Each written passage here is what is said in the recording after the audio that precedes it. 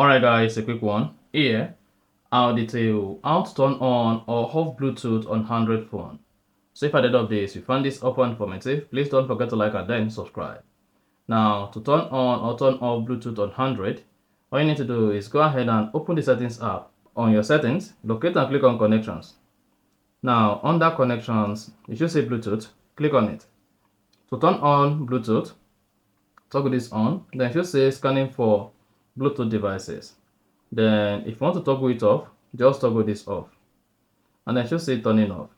And again, if you don't want to go that far, you can simply scroll down the control center on your phone, then locate the Bluetooth icon. Click on it once to toggle it on.